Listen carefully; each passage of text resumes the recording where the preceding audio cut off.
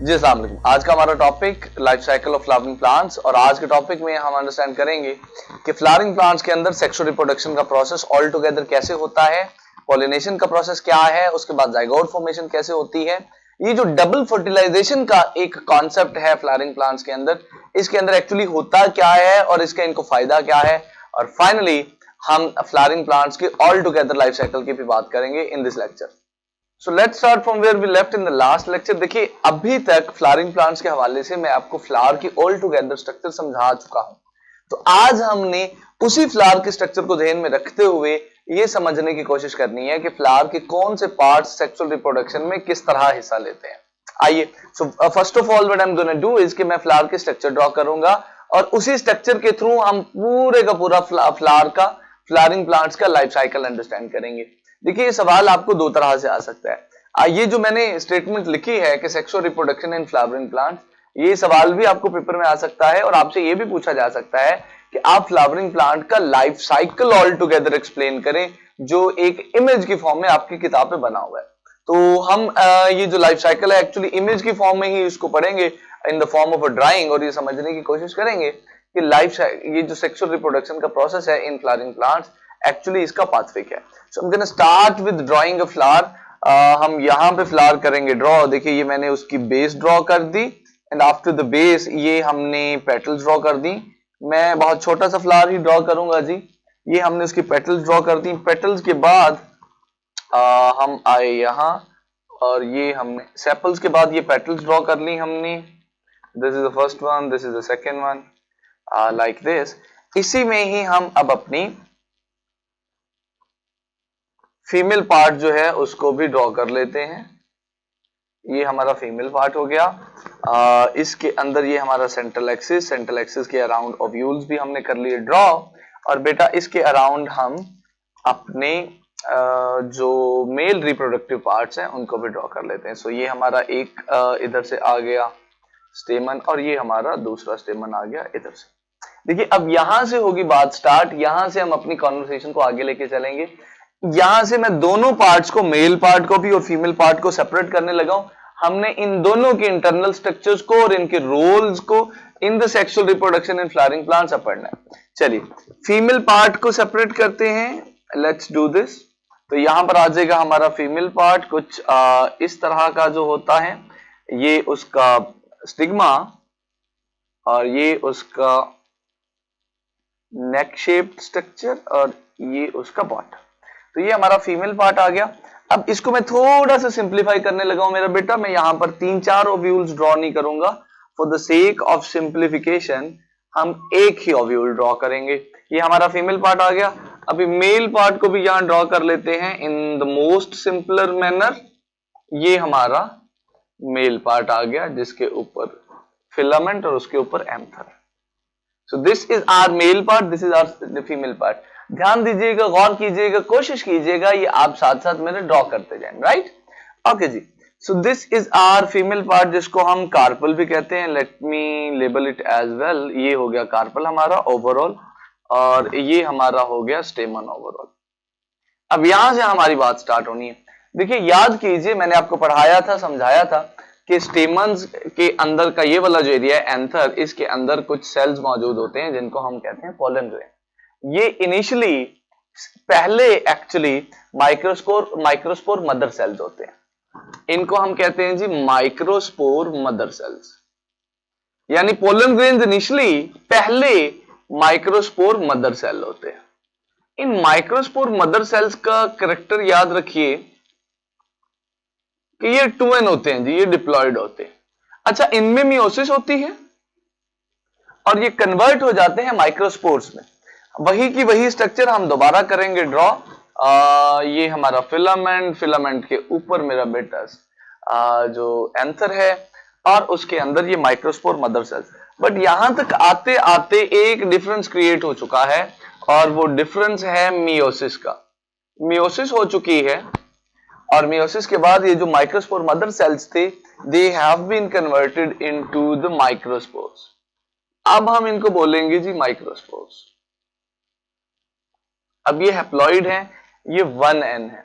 मैं दोबारा आपके साथ रिपीट कर दूं, हम सेक्सुअल रिप्रोडक्शन का प्रोसेस पढ़ रहे हैं कि सेक्सुअल रिप्रोडक्शन होती कैसे। अब उसमें पहला step in the male part ये है कि इसके अंदर कुछ सेल मौजूद होंगे जिनको माइक्रोस्पोर मदर सेल्स कहते हैं। माइक्रोस्पोर मदर सेल्स में बेटा मियोसिस होती है and they are converted into microspores जो कि हैप्लॉइड है। Same process goes over here. ये जो ओव्यूल है, ओव्यूल के अंदर मेरा बेटा सेल्स मौजूद होते हैं जिनको हम कहते हैं मेगास्पोर मदर सेल्स। देखिए माइक्रो का वर्ड हमेशा मेल के लिए यूज होगा, मेगा का वर्ड हमेशा फीमेल सेल्स के लिए यूज होगा। So these are megaspore mother cells और ये होते हैं मेरा बेटा डिप्लॉइड। सिमिलरली बिल्कुल उसी तरह से इन मेगास्पोर मदर सेल्स के अंदर ये जो ओव्यूल है इसके अंदर मेगास्पोर मदर सेल मौजूद होते हैं। इनके अंदर होती है बेटा मियोसिस और मियोसिस के बाद ये भी कन्वर्ट हो जाते हैं मेगास्पोर्स में। सो मियोसिस हुई, we gonna draw this diagram again. यहां पर ये हमने डायग्राम ड्रॉ कर लिया। अब ये डायग्राम तो हमारे साथ साथ चलेगी, लें जी, और ये हमारी वो ओव्यूल वाली स्ट्रक्चर है और इसके अंदर मियोसिस के बाद ये हमारा जो मेगास्पोर्स थे ये कन्वर्ट हो गए हैं। Megaspore mother cells they have been converted into megaspores. Okay जी, अब ये मेगास्पोर्स जो हैं ये बिल्कुल माइक्रोस्पोर्स की तरह हैप्लॉइड है। सो this is the first step in the sexual reproduction of the flowering plants के मेल पार्ट के अंदर जो माइक्रोस्पोर मदर सेल्स हैं वो माइक्रोस्पोर में कन्वर्ट होते हैं थ्रू मियोसिस। इधर megaspore mother sales through meiosis megaspores में कन्वर्ट होते हैं। इसके बाद द नेक्स्ट स्टेप इज कि मेरा बच्चा ये माइक्रोस्पोर जो हैं ये फर्दर डिवाइड करते हैं, इनमें मजीद डिवीजन होती है। ये हमने अपना जो स्टेमन है वो दोबारा बना लिया। माइक्रोस्पोर में मजीद डिवीजन होगी जी और ये कन्वर्ट हो जाएंगे दो न्यूक्लियाई में। एक देखिए, एक माइक्रोस्पोर में डिवीजन होगी, एक माइक्रोस्पोर में डिवीजन होगी फर्दर और वो कन्वर्ट हो जाएंगे दो न्यूक्लियाई में।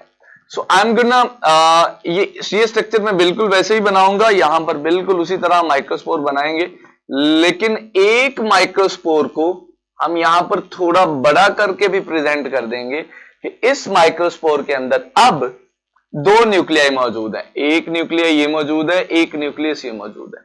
अच्छा, अब इनमें से एक न्यूक्लियस जो होता है बेटा उसको हम बोलते हैं जनरेटिव न्यूक्लियस। उसका नाम हम रखते हैं जनरेटिव न्यूक्लियस और जो दूसरा न्यूक्लियस होता है उसको हम बोलते हैं ट्यूब न्यूक्लियस। ये जो जनरेटिव न्यूक्लियस है ये आगे जाके फर्दर डिवाइड करता है जनरेटिव न्यूक्लियस और इसकी डिवीजन से दो स्पर्म्स बनते हैं, यानी जनरेटिव न्यूक्लियस फिर टूटता है और इसके टूटने से दो स्पर्म्स बनते हैं। और ये जो ट्यूब न्यूक्लियस है इसका काम होता है पोलन ट्यूब बनाना। देखिए अभी आप ये देखेंगे कि ये वाले जो पोलन ग्रेन्स हैं, ये जो माइक्रोस्पोर है ना, इसी को हम पोलन ग्रेन भी कहते हैं, याद रखिएगा। So these are actually the pollen grains. ये जो डॉट्स आपको नजर आ रहे हैं अभी इनकी बात है, तो इनके अंदर एक्चुअली डिवीजन होती है, दो न्यूक्लियाई बने जनरेटिव और ट्यूब। जनरेटिव न्यूक्लियस मजीद डिवाइड करता है, दो स्पर्म्स बना देता है और ट्यूब न्यूक्लियस डिवाइड करता है। तो ट्यूब न्यूक्लियस से आगे एक्चुअली बनती है पोलन ट्यूब। ये पोलन ट्यूब अभी हमें हेल्प करेगी जब हमने पोलन ग्रेन्स को ट्रांसफर करना है यहां पर फीमेल स्ट्रक्चर में। सेक्सुअल रिप्रोडक्शन का तो प्रोसेस कंप्लीट ही बेटा तब होगा जब ये मेल पार्ट से स्पर्म्स जो हैं ये फीमेल पार्ट तक पहुंचेंगे। सो ये हमने को मेल पार्ट की स्टोरी पढ़ी कि एक पोलन ग्रेन के अंदर डिवीजन हुई, दो न्यूक्लियाई बने, जनरेटिव न्यूक्लियस से आगे दो स्पर्म बनते हैं और ट्यूब न्यूक्लियस से आगे पोलन ट्यूब बनती है, जो कि हम अभी ड्रॉ भी करेंगे। यहां पर क्या होगा, इस मेगास्पोर के अंदर डिवीजन होगी, ये जो मेगास्पोर बना है, और इसके अंदर डिवीजन होने से, let me draw this over here, इसके अंदर डिवीजन होने से बेटा एक तो एग सेल बनता है, यहां पर एक एग सेल बनता है। मेगास्पोर के अंदर डिवीजन हुई तो एक बन जाता है जी एग सेल। अच्छा, एग सेल के साथ कुछ मजीद सेल्स बनते हैं जो हमारे काम के नहीं है, जो हमने नहीं पढ़ने, बट एक और बड़ी इंपॉर्टेंट स्ट्रक्चर बनती है यहां पर, और उस स्ट्रक्चर को कहते हैं बेटा फ्यूजन न्यूक्लियस। फ्यूजन न्यूक्लियस, ये फ्यूजन न्यूक्लियस जो है ये 2n होता है, डिप्लॉइड होता है, और एग सेल जो है वो 1n होता है। ये जो स्पर्म्स होते हैं जो जनरेटिव न्यूक्लियस से बने हैं ये भी एक्चुअली 1n होते हैं, ये भी हेप्लॉइड होते हैं, एग भी हेप्लॉइड होता है, फिर ये न्यूक्लियस जो है वो डिप्लॉइड होता है। सो यहां से हम फीमेल पार्ट की डिवीजन पढ़ रहे हैं, फीमेल पार्ट के अंदर किस तरह की डेवलपमेंट हो रही है वो पढ़ रहे हैं, उधर से मेल पार्ट की डेवलपमेंट पढ़ रहे हैं। फॉर योर काइंड इंफॉर्मेशन, ये दोनों पार्ट्स यहां पर फ्लावर में ही मौजूद है, and we talking about the sexual reproduction. वापस आते हैं, देखिए यहां पर ये चीजें बन गई। अब होगा क्या, यहां पर आके ना जब एक पॉलन ग्रेन के अंदर 2 स्पर्म भी बन गए, पॉलन ट्यूब भी बन गई, यहां पर आके पॉलिनेशन का प्रोसेस हो गया। आपको पता है सबको पॉलिनेशन क्या होती है? पॉलिनेशन है transfer of pollen grains from anther, ये एंथर है फिलामेंट के ऊपर वाला ऐसा, एंथर से पॉलन ग्रेन्स का ट्रांसफर टू द स्टिग्मा, ये स्टिग्मा, ये कार्पल की जो ओपनिंग है इसको स्टिग्मा कहते हैं। यहां से पॉलन ग्रेन्स का यहां पर ट्रांसफर जो है बेटा, उसको हम बोलते हैं pollination. Now this is where the pollination comes into the play, pollination होती है, और पॉलिनेशन के नतीजे में यहां से ये पोलन ग्रेन्स बाहर आते हैं। अभी हम ये फर्ज कर रहे हैं कि एक पोलन ग्रेन है जो यहां से बाहर आ गया, ये पोलन ग्रेन बाहर आ जाएगा। अच्छा, जैसे ही पोलन ग्रेन बाहर आता है, याद कीजिए जरा, पोलन ग्रेन में है ये 2 चीजें, जनरेटिव न्यूक्लियस और ट्यूब न्यूक्लियस। तो जो पोलन ग्रेन का ट्यूब न्यूक्लियस है, ये एक ट्यूब कंस्ट्रक्ट करनी शुरू कर देता है। तो आप ऐसे समझिए, ये हमारा ओवरऑल पोलन ग्रेन है जो यहां से बाहर निकल आया है, और इसके ट्यूब न्यूक्लियस से एक पोलन ट्यूब भी बननी शुरू हो गई है, और जो जनरेटिव न्यूक्लियस है उसके ऊपर हम अपने 2 जो स्पर्म्स बनते हैं वो शो करवा देते हैं। अब होता यह है, थोड़ा सा इसको मजीद आगे ले चलते हैं, होता यह है कि ये पोलन ग्रेन यहां आता है, लें जी ये आ गया यहां, पोलन ग्रेन ट्रेवल करके हवा के जरिए भी आ सकता है, एनिमल्स के थ्रू भी, पानी के थ्रू भी, बहुत सारे मेथड्स हैं, बाद में पढ़ेंगे इंशाल्लाह, अभी इसी पे फोकस करते हैं। होता यह है कि ये पोलन ग्रेन्स आ जाते हैं यहां पर, और जब ये यहां पे पहुंचते हैं तो ये पोलन ट्यूब होती है लंबी। हम अपना ये वाला पार्ट भी कर लेते हैं जल्दी से ड्रॉ, याद रखिएगा। अब इसके अंदर यहां पर एग मौजूद है, यहां पर फ्यूजन न्यूक्लियस मौजूद है, सब लोग याद रखिएगा। ये 1n है, ये 2n है, ये फीमेल रिप्रोडक्टिव पार्ट की कार्पल की अपनी स्ट्रक्चर है, राइट। अच्छा, यहां से ये पोलन ग्रेन आया जिसकी पोलन ट्यूब बनी हुई है। अब ये पोलन ग्रेन के अंदर जो स्पर्म्स हैं वो तो यहां पे ही मौजूद हैं दोनों, बट ये जो पोलन ट्यूब है ये बेटा इलोंगेट करेगी। देखो जरा आप, होता क्या है, ये पोलन ट्यूब बढ़ती जाएगी, बढ़ती जाएगी, बढ़ती जाएगी, और इधर को आ जाएगी। इसको पता है स्पर्म को कि एग नीचे पड़ा है, तो ये ऊपर से नहीं आएगा, बट ये साइड, बल्कि ये साइड से आएगा और एग तक पहुंचने की कोशिश करेगा। अच्छा, पोलन ट्यूब लंबी होती जाएगी और एग तक पहुंचेगी। जब पोलन ट्यूब लंबी हो जाएगी तो ये जो दोनों हमारे स्पर्म हैं जो जनरेटिव न्यूक्लियस में मौजूद थे, ये भी ट्रेवल करना शुरू कर देंगे, और ट्रेवल करते करते ये भी यहां पे पहुंच जाएंगे। अभी देखिए, टर्म्स में से हमने सिर्फ एक ये टर्म पढ़ी है कि पॉलिनेशन की, पॉलिनेशन हुई है यहां, पोलन ग्रेन्स ट्रांसफर हो गए स्टिग्मा में, ठीक है। अभी 2-3 टर्म्स हमने और पढ़नी है। सो ये पोलन ग्रेन जो थे, जिनमें 2 स्पर्म और पोलन ट्यूब थी, वो दोनों चीजें आ गए हैं यहां पर हमारे फीमेल रिप्रोडक्टिव पार्ट में। याद रखिए, पोलन ग्रेन में सिर्फ 2 चीजें होती हैं, एक होते हैं स्पर्म्स, एक होती है पोलन ट्यूब। स्पर्म वो जिन्होंने जाकर रिप्रोडक्शन करनी है, पोलन ट्यूब वो स्ट्रक्चर जिनके थ्रू उन्होंने जाना है, राइट। ओके जी, तो ये आ गए हमारे पास यहां। अब ये दोनों स्पर्म्स जब यहां आ जाते हैं तो इनमें से जो एक स्पर्म है ना, उसने मिलना है बेटा एग के साथ, और एक स्पर्म जो है वो आके कंबाइन करता है इस फ्यूजन न्यूक्लियस के साथ, याद रखिएगा। एक मिलेगा इसके साथ एग के साथ, और एक मिलेगा फ्यूजन न्यूक्लियस के साथ। आइए देखते हैं कैसे मिलते हैं जनाब ये। हम अब वापस चलेंगे क्योंकि हमें अपना सर्कल कंप्लीट करना है। ये हम अपना सर्कल यहां से लेके आ गए। ओके जी, तो ये हमारी वही female structure, female reproductive part हमारा, मैं इसको थोड़ा सा छोटा बना रहा हूं। ओके जी, सो ये आए, ये हमारी वही ओव्यूल वाली स्ट्रक्चर, ठीक है। इसके अंदर ये हमारा एग और ये हमारा फ्यूजन न्यूक्लियस। अब ध्यान दीजिएगा, ये एक ट्यूब भी बन गई थी, जो पोलन ट्यूब जिसको हम कह रहे थे, और उसके थ्रू हमारे पास ये जो थे स्पर्म आ भी गए थे। अब इनमें से एक स्पर्म यहां पर इसके साथ मिल जाएगा एग के साथ, और एक स्पर्म मिल जाएगा फ्यूजन न्यूक्लियस के साथ। जैसे ही ये दोनों स्पर्म्स एग और फ्यूजन न्यूक्लियस के साथ मिलेंगे बेटा, इस पोलन ट्यूब का काम खत्म हो जाएगा। ध्यान दीजिए शाबाश, इस पोलन ट्यूब का काम था मेरा बच्चा इन स्पर्म्स को यहां तक पहुंचाना, पहुंचा दिया, काम खत्म, खल्लास। अच्छा, अब यहां पर एक स्पर्म मिला है एग से, तो बनेगा जाइगोट। जब स्पर्म मिलेगा एग से तो बनेगा जाइगोट। यही हम पढ़ते हैं ना, सेक्सुअल रिप्रोडक्शन होती है। बट यहां पर गौर कीजिए, एक स्पर्म जो है वो फ्यूजन न्यूक्लियस से भी मिल रहा है। जो दूसरा स्पर्म है, क्योंकि 2 स्पर्म्स है टोटल, दूसरा स्पर्म जो है वो फ्यूजन न्यूक्लियस से मिल रहा है, राइट। जब ये स्पर्म फ्यूजन न्यूक्लियस से मिलता है तो इन दोनों के मिलने से एक स्ट्रक्चर बनती है बेटा, जिसको हम कहते हैं एंडोस्पर्म न्यूक्लियस।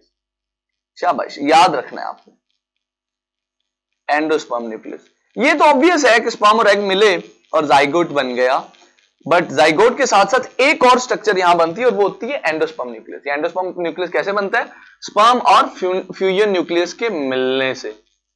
एक और इसके बारे में इंटरेस्टिंग बात है, और वो ये है कि स्पर्म भी 1n होता है, आपको पता है, एग भी 1n होता है, तो इनके मिलने से जो जाइगोट बनता है वो होता है 2n, यानी डिप्लॉइड होता है।